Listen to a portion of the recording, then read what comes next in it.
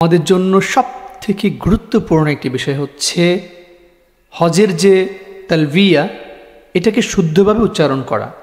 অনেকেই পারেন না, আবার অনেকেই পারেন আলহামদুলিল্লাহ। যারা পারেন না তারা খুব মনোযোগ দিয়ে আমারই তালবিয়াটি শুনুন।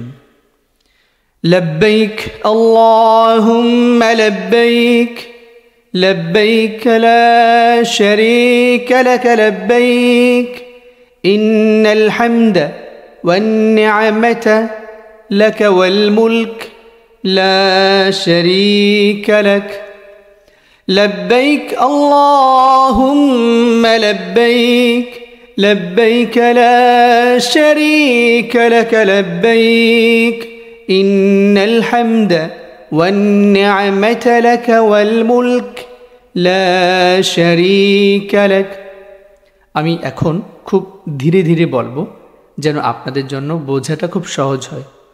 لبيك اللهم لبيك لبيك لا شريك لك لبيك إن الحمد والنعمة لك والملك لا شريك لك لبيك اللهم لبيك لبيك لا شريك لك لبيك إن الحمد والنعمة لك والملك لا شريك لك لبيك اللهم لبيك إن الحمد والنعمة لك والملك لا شريك لك।